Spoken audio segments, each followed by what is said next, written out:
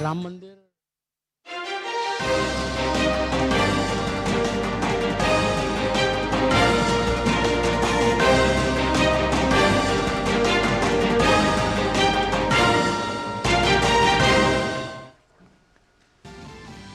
प्रधानमंत्री ने कोच्चि में भाजपा के शक्ति केंद्र प्रभारी सम्मेलन को किया संबोधित। विपरीत परिस्थितियों में डटे रहने पर केरल के कार्यकर्ताओं को सराहा। गरीब कल्याण को बताया भाजपा की प्राथमिकता। कहा पिछले 9 वर्ष में 25 करोड़ लोग आए गरीबी से बाहर।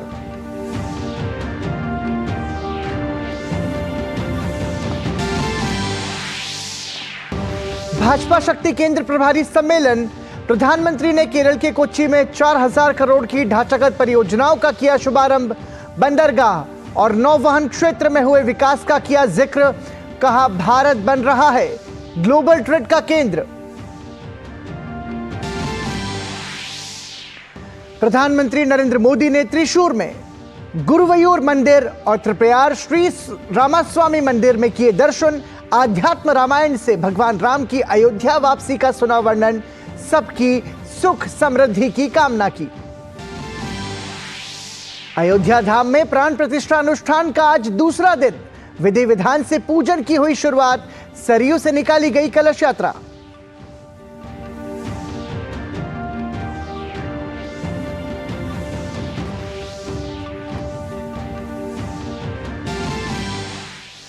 स्वर कोकिला लता मंगेशकर को याद कर भावुक हुए प्रधानमंत्री। सोशल मीडिया पर शेयर किया उनका आखिरी श्लोक। कहा रामलला के प्राण प्रतिष्ठा में खलेगी हमारी लता दीदी की कमी।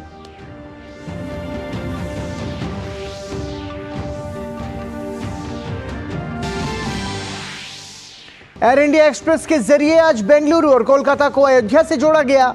मुख्यमंत्री योगी आदित्यनाथ को मिला कोलकाता और अयोध्या के बीच पहली उड़ान का बोर्डिंग पास।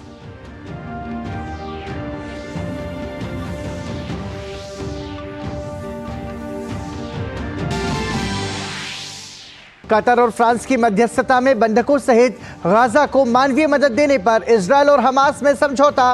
राफा बॉर्डर को पार ले जाने से पहले कतर से मिस्र के लिए रवाना होगी सहायता।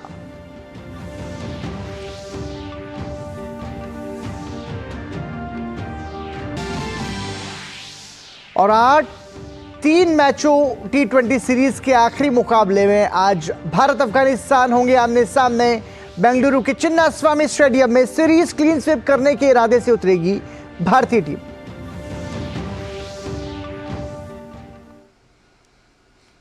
नमस्कार, आप देख रहे हैं समाचार। आपके साथ मैं हूं पराक्रम सिंह शेखावत। प्रधानमंत्री नरेंद्र मोदी ने केरल के कोच्चि में भाजपा के शक्ति केंद्र प्रभारी सम्मेलन को संबोधित किया। प्रधानमंत्री ने केरल के भाजपा कार्यकर्ताओं के जज्बे को सराहा। प्रधानमंत्री ने विपरीत परिस्थितियों के बावजूद पार्टी का परचम ऊंचा रखने के लिए राज्य के भाजपा कार्यकर्ताओं की सराहना की। प्रधानमंत्री ने कहा कि भाजपा ने गरीबों का जीवन आसान बनाने के लिए बड़े कदम उठाए हैं।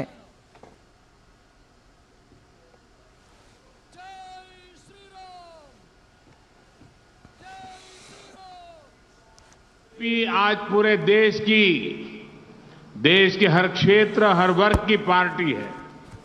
बीजेपी ही एकमात्र पार्टी है जिसके पास तेज विकास का ट्रैक रिकॉर्ड भी है और भविष्य का स्पष्ट विजन भी है।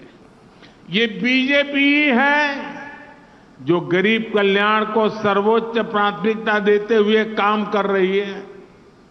हमने गरीबों को मुफ्त राशन देने वाली योजना शुरू की और अब इसे 5 साल के लिए आगे बढ़ाया है। हमने गरीबों को मुफ्त इलाज की सुविधा दी, गरीबों को पक्के घर दिए, मुफ्त गैस कनेक्शन दिया। ऐसी योजनाओं से गरीबों का जीवन आसान हुआ है। प्रधानमंत्री ने कहा कि कांग्रेस गरीबी हटाओ का केवल नारा ही लगाती रही है, जबकि भाजपा ने अपने कार्यकाल में करोड़ों लोगों को गरीबी से बाहर निकाल कर रख दिया। प्रधानमंत्री ने कहा कि पिछले 9 वर्ष में 25 करोड़ भारतीय गरीबी रेखा से बाहर आए हैं। 9 वर्ष में 25 करोड़ लोग गरीबी से बाहर निकले हैं। जिस देश में 5 दशकों तक कांग्रेस जैसे दलों ने सिर्फ गरीबी हटाओ का नारा दिया, वहां सिर्फ 9 साल में लगभग 25 करोड़ लोगों का गरीबी से बाहर निकलना, ये बहुत बड़ी बात है। ये दिखाता है कि विकसित भारत बनने के लिए हमने जो दिशा तय की है, जिस रास्ते पर चल रहे हैं, वो रास्ता सही है। प्रधानमंत्री ने कहा कि आज भारत को दुनिया विश्व मित्र के रूप में देख रही है। प्रधानमंत्री ने खाड़ी देशों के साथ भारत की मजबूत दोस्ती का जिक्र करते हुए कहा कि आज पूरी दुनिया में भारत और भारतीयों का गौरव नई बुलंदियों पर है। आज भारत को दुनिया विश्व मित्र के रूप में देख रही है। पूरी दुनिया में भारत और भारतीयों का गौरव नई बुलंदी पर है। इसका बेहतरीन उदाहरण गल्फ देशों के साथ हमारे संबंध है। आज गल्फ के देशों से भारत के संबंध इतिहास के सबसे मजबूत दौर से गुजर रहे हैं। गल्फ के देशों में भारतीयों का सम्मान भी बढ़ा है, उनके लिए अवसर भी बढ़े हैं और उन्हें सुरक्षा का भरोसा भी मिला है। प्रधानमंत्री ने कहा कि अयोध्या में 22 जनवरी को श्री राम मंदिर के प्राण प्रतिष्ठा कार्यक्रम को लेकर देश भर में उत्साह का वातावरण है और 22 जनवरी की शाम को श्री राम ज्योति जलाने का आह्वान प्रधानमंत्री नरेंद्र मोदी ने अपने संबोधन में किया। 22 जनवरी को प्राण प्रतिष्ठा अयोध्या में होगी, लेकिन श्री राम ज्योति उस दिन शाम को देश के घर घर में जलेगी, हर मंदिर में जलेगी। केरला तो वो राज्य है जो अपना पूरा 1 महीना रामायण को समर्पित करता है। यहां रामायण मासम मनाया जाता है। केरला में भी पूरे सद्भाव के साथ श्री राम ज्योति जले, ये संदेश आपको अपने क्षेत्र में हर घर में पहुंचाना है। प्रधानमंत्री नरेंद्र मोदी ने आज केरल में 4000 करोड़ रुपयों से अधिक की विकास परियोजनाओं की सौगात दी। प्रधानमंत्री ने कोच्चि में बंदरगाह, पोत परिवहन और जलमार्ग क्षेत्र से संबंधित महत्वपूर्ण अवसंरचना परियोजनाओं का शुभारंभ किया। इस अवसर पर प्रधानमंत्री ने एक प्रदर्शनी का भी अवलोकन किया। प्रधानमंत्री ने कोचीन शिपयार्ड लिमिटेड में न्यू ड्राई डॉक, CSL की इंटरनेशनल शिप रिपेयर फैसिलिटी और पुथुवाइपिन कोच्चि में इंडियन ऑयल कॉरपोरेशन लिमिटेड के LPG आयात टर्मिनल का उद्घाटन किया। ये परियोजनाएं भारत के पत्तन, पोत परिवहन और जलमार्ग क्षेत्र में क्षमता निर्माण और इसे आत्मनिर्भर बनाने के प्रधानमंत्री के दृष्टिकोण के अनुरूप है।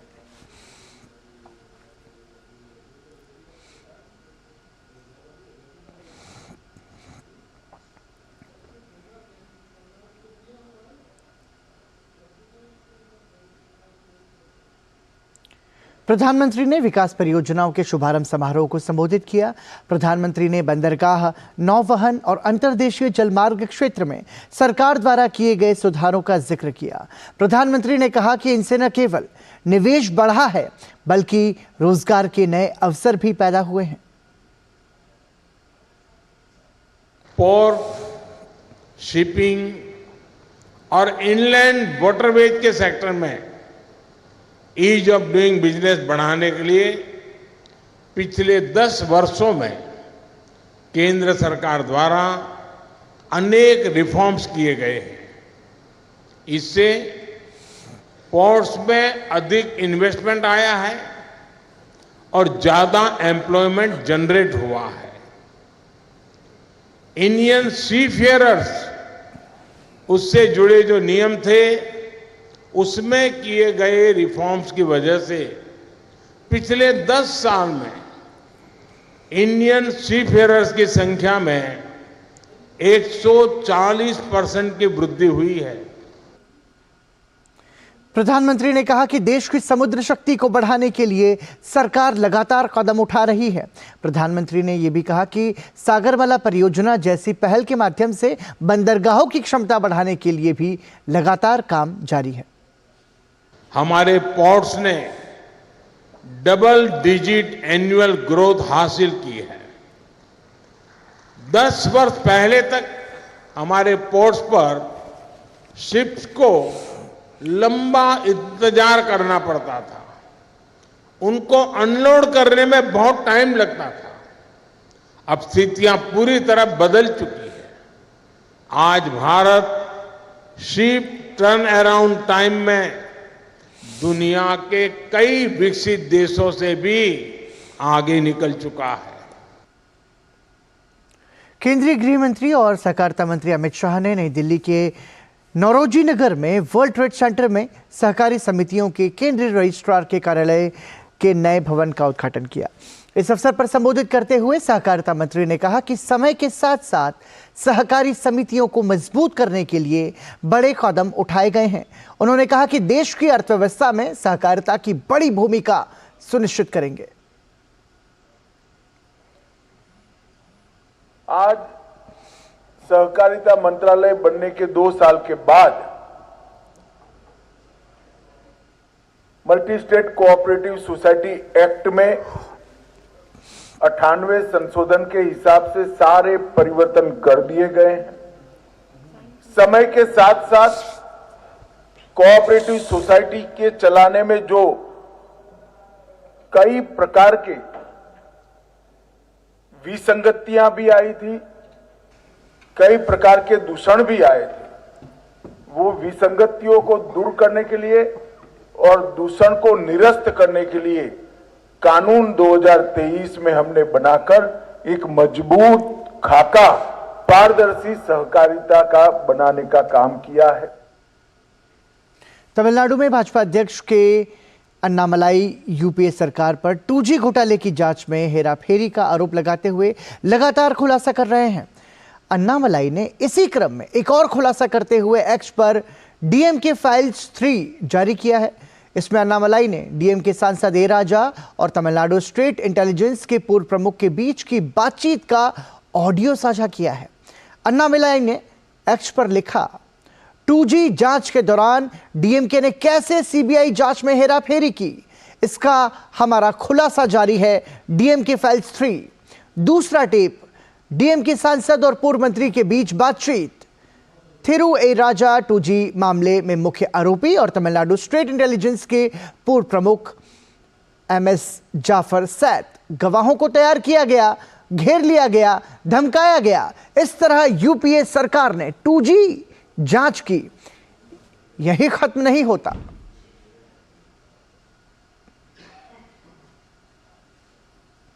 प्रधानमंत्री नरेंद्र मोदी के आह्वान पर देश के सभी तीर्थ स्थलों और मंदिरों में 14 से 22 जनवरी तक साफ सफाई के लिए मंदिर तीर्थ स्वच्छता अभियान चलाया जा रहा है। इसी क्रम में केंद्रीय सूचना और प्रसारण मंत्री अनुराग सिंह ठाकुर ने नई दिल्ली स्थित महर्षि वाल्मीकि मंदिर में स्वच्छता तीर्थ अभियान में भाग लिया। इस दौरान केंद्रीय मंत्री ने कांग्रेस पर मंदिर को लेकर राजनीति करने का आरोप लगाया। देखिए ओपी यादव की खास रिपोर्ट। 22 जनवरी को अयोध्या में श्री राम लल्ला के मंदिर की प्राण प्रतिष्ठा के पावन अवसर को देखते हुए प्रधानमंत्री नरेंद्र मोदी के आह्वान पर देश भर में मंदिर तीर्थ स्वच्छता अभियान चलाया जा रहा है। इसी कड़ी में केंद्रीय सूचना एवं प्रसारण मंत्री अनुराग सिंह ठाकुर ने दिल्ली भाजपा अध्यक्ष वीरेंद्र सचदेवा के साथ नई दिल्ली के मंदिर मार्ग स्थित श्री वाल्मीकि मंदिर में पहुंचकर पूजा अर्चना की और देशवासियों की सुख समृद्धि की कामना की। केंद्रीय मंत्री को श्री वाल्मीकि मंदिर के महामंडलेश्वर श्री कृष्ण शाह विद्यार्थी महाराज ने पूजा अर्चना करवाई। दर्शन के पश्चात केंद्रीय मंत्री ने मंदिर परिसर में साफ सफाई अभियान चलाया और स्वच्छाग्रही बनकर श्रमदान किया। इस दौरान मंत्री अनुराग सिंह ठाकुर ने विपक्ष को आड़े हाथों लेते हुए कहा कि राम मंदिर को लेकर कांग्रेस चाहे जितनी भी राजनीति कर ले, लेकिन उनको आना प्रभु श्री राम की ही शरण में पड़ेगा। कि जितनी मर्जी राजनीति कर लें, आना तो प्रभु के चरणों में ही पड़ेगा। श्री राम जी के आगे शीश तो इनको झुकाना ही पड़ेगा। चाहे भगवान राम को जितना भी काल्पनिक बता दें, चाहे जितना भी राम मंदिर का विरोध कर लें, राम सेतु को भी काल्पनिक बता दें और तरह तरह के बयान करके हिंदुओं को अपमानित भी करे, सनातन धर्म को कुचलने की बात भी करे, आना राम जी की शरण में ही पड़ेगा सबको। इस अवसर पर श्री वाल्मीकि मंदिर के महामंडलेश्वर श्री कृष्ण शाह विद्यार्थी महाराज ने कहा कि प्रधानमंत्री नरेंद्र मोदी की पहल से देश भर में मंदिर और तीर्थ स्थलों की साफ सफाई का अभियान चल रहा है। केंद्रीय मंत्री के यहां आकर साफ सफाई करने से अन्य लोगों को भी प्रेरणा मिलेगी। प्रधानमंत्री जी ने संदेश देने का प्रयास किया है कि प्रत्येक व्यक्ति स्वच्छता के विषय में सजग रहे। अगर प्रत्येक व्यक्ति अपने दायित्व का निर्वाह करेगा तभी देश स्वच्छ रहेगा, तभी हमारा वातावरण स्वच्छ रहेगा, तभी हम जी पाएंगे। स्वाभाविक है कि आज केंद्रीय मंत्री यहाँ आए तो लोगों को संदेश तो जाता ही है कि जब मंत्री ऐसे स्वच्छ सफाई कर सकते हैं तो प्रत्येक व्यक्ति को क्यों नहीं करना चाहिए। कार्यक्रम के दौरान केंद्रीय मंत्री अनुराग सिंह ठाकुर स्वच्छाग्रहियों से मिले और उनकी कुशल क्षेम जानी। स्वच्छता अभियान के वक्त केंद्रीय मंत्री अनुराग सिंह ठाकुर को श्री वाल्मीकि मंदिर के महामंडलेश्वर श्री कृष्ण शाह विद्यार्थी महाराज ने शुभाशीष देते हुए महर्षि वाल्मीकि की मूर्ति भी भेंट की और कहा कि लगभग 500 सालों बाद प्रभु श्री राम लल्ला अयोध्या में विराजमान होने जा रहे हैं। 22 जनवरी को श्री राम लल्ला के मंदिर की प्राण प्रतिष्ठा के पावन अवसर पर एक बार फिर से देश भर में दीपावली मनाई जाएगी। जनवरी को अयोध्या में भव्य श्री राम मंदिर की प्राण प्रतिष्ठा की घड़ी नजदीक आ गई है और इसी क्रम में प्रधानमंत्री नरेंद्र मोदी द्वारा एक सप्ताह पहले देश के मंदिरों और धार्मिक स्थलों की साफ सफाई करने का आह्वान किया था और इसी क्रम में केंद्रीय मंत्री अनुराग सिंह ठाकुर ने नई दिल्ली स्थित वाल्मीकि मंदिर में न केवल साफ सफाई की बल्कि लोगों से मुलाकात कर स्वच्छाग्रहियों का मनोबल भी बढ़ाया। निश्चित तौर पर इस तरह के कार्यक्रमों के जरिए एक और जहां मंदिरों की साफ सफाई के प्रति लोगों का नजरिया बदला है, वहीं दूसरी ओर मंदिरों का जीर्णोद्धार होने से मंदिरों की और तीर्थ स्थलों की रौनक भी लौटी है। मेरे सहयोगी कैमरामैन एसपी दुबे के साथ मोपी यादव, डीडी न्यूज, दिल्ली। पश्चिम बंगाल के नदिया जिला के नवद्वीप के विद्यासागर कॉलेज में अखिल भारतीय विद्यार्थी परिषद समर्थक छात्रों पर धारदार हथियारों से हमले किए गए। इस घटना में कई छात्र गंभीर रूप से घायल हुए हैं। आरोप है कि तृणमूल छात्र परिषद के सदस्यों ने जानलेवा हमला किया। हमलावर धारदार हथियारों से लैस थे और उन्होंने अचानक छात्र और छात्राओं पर हमला बोल दिया। हमला इतना आक्रामक तरीके से किया गया कि खून से लथपथ छात्र अपनी जान बचाने के लिए सड़कों पर दौड़ते नजर आ रहे थे। हमले की तस्वीरें इतनी डरावनी हैं कि हम आपको पूरी तस्वीरें ठीक से नहीं दिखा सकते हैं। फिलहाल घायलों को अस्पताल में भर्ती कराया गया है। घटना से गुस्साए छात्रों ने मामले में कड़ी कार्रवाई की मांग की है। वहीं पश्चिम बंगाल में नेता प्रतिपक्ष शुभेंदु अधिकारी ने हमले की कड़ी निंदा की है। उन्होंने एक्स पर हमले की तस्वीरें साझा करते हुए लिखा है कि पश्चिम बंगाल में गुंडा राज। राष्ट्रवादी छात्र संगठन एबीवीपी के छात्रों को नदिया जिले के नवद्वीप विद्यासागर कॉलेज में टीएमसी के गुंडों द्वारा बेरहमी से हमला किया गया। मैं इस कायरतापूर्ण कृत्य की निंदा करता हूं और अखिल भारतीय विद्यार्थी परिषद के छात्रों को अपना पूरा समर्थन देता हूं। इसी के साथ एक बार फिर रुक रहे हैं एक ब्रेक के लिए। बने रहिए हमारे साथ। टाइम पे खा लेना और प्लीज बाइक धीरे चलाना जी। और ये तुम्हारी सेफ्टी के लिए। अरे एक बात तो रह गई। LIC ये हमारी सेफ्टी के लिए। दिल की सुनो, LIC चुनो। LIC हर पल आपके साथ। ऑनलाइन धोखाधड़ी से बचना अब आसान। अपनाइए न्यू इंडिया की my cyber policy. New India assurance Bharat की प्रमुख मल्टीनेशनल जनरल इंश्योरेंस कंपनी, अब WhatsApp पर भी उपलब्ध। आपका विश्वास हमारी शक्ति। आपके सुनहरे सपनों के लिए समर्पित कैनरा बैंक उत्पादों की शानदार कड़ी। आपके लिए, आपके साथ। Canara bank, together we can. एक बार फिर आपका स्वागत। आप देख रहे हैं समाचार और आइए अब आपको लिए चलते हैं प्रभु श्री राम की नगरी अयोध्या धाम और बताते हैं अयोध्या से जुड़ी खबरें।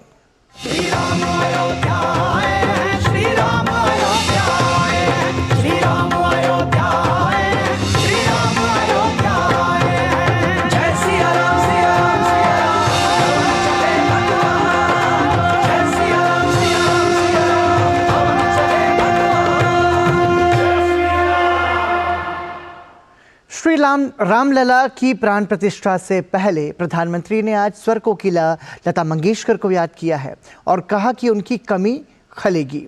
आज उन्होंने अपने सोशल मीडिया अकाउंट पर लिखा, जैसा कि देश बड़े उत्साह के साथ 22 जनवरी का इंतजार कर रहा है, जिन लोगों की कमी खलेगी उनमें से एक हमारी प्यारी लता दीदी हैं।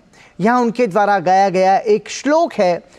उनके परिवार ने मुझे बताया कि ये उनका आखिरी श्लोक था जिसे उन्होंने रिकॉर्ड किया था। अयोध्या में श्री राम जन्मभूमि स्थान पर निर्मित श्री राम मंदिर में 22 जनवरी को होने वाले प्राण प्रतिष्ठा महोत्सव के तहत तमाम आयोजन शुरू हो चुके हैं। 16 जनवरी को शुरू हुए अनुष्ठान के तहत बुधवार को अनुष्ठान का दूसरा दिन था। बुधवार को प्राण प्रतिष्ठा अनुष्ठान के दूसरे दिन दोपहर 1:20 से 1:28 के बीच सरयू जी से जल यात्रा आरंभ हुई। कुल 9 कलशों में जल भरकर आचार्यगण और यजमान सरयू के सहस्त्रधारा घाट से राम जन्मभूमि परिसर में अनुष्ठान के लिए बने मंडप तक गए। यजमान अनिल मिश्रा ने दोपहर 1:30 बजे के करीब विधि विधान से जल यात्रा, तीर्थ पूजन, ब्राह्मण बटुक कुमारी, सुवासिनी पूजन, वर्धिनी पूजन की शुरुआत की। उन्होंने सरयू तट पर सपत्नीक पूजा की और श्री राम जन्मभूमि तीर्थ क्षेत्र ट्रस्ट के सदस्य और निर्मोही अखाड़ा के महंत दिनेंद्र दास और पुजारी सुनील दास ने अयोध्या राम मंदिर के गर्भगृह में पूजा की। उन्होंने कहा कि अयोध्या का ये मंदिर विश्व शांति का केंद्र बनेगा। रामलला के विग्रह को शुभ मुहूर्त में परिसर में प्रवेश कराया जाएगा। This Ayodhya Mandir universal peace centre, no Bharat, all over the universe, कोटि कोटि अखिलांड कोटि ब्रह्मांड नायक Ayodhya, core universal head place is Ayodhya. That vibration, no individual, whole world peace vibration. That's a Rama vibration. Mysore के गुज्जेगोड़ानपुरा में जिस खदान से रामलला की मूर्ति बनाने के लिए काले पत्थर की खुदाई की गई थी, उस स्थान पर पूजा करने वाले लोगों की भीड़ उमड़ पड़ी है। भक्तों का कहना है कि उन्हें इस स्थान पर दिव्यता का अनुभव होता है, जहां के पत्थर से अरुण योगीराज ने रामलला की मूर्ति का निर्माण किया था।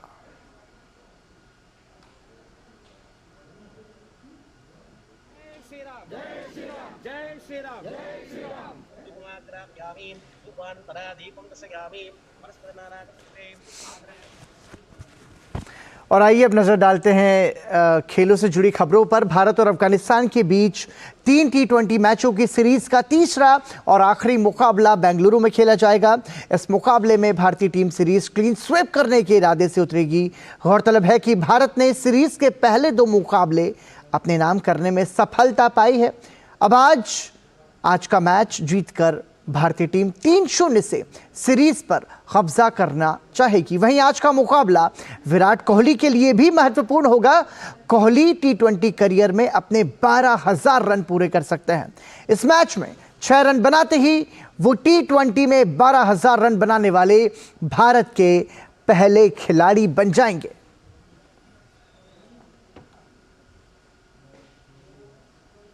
और इसी के साथ समाचार में अभी के लिए इतना ही और ठीक 5 बजे हमारी सहयोगी रीमा पाराशर के साथ सीधे अयोध्या से देखिए 5 की पंचायत। तब तक के लिए नमस्कार।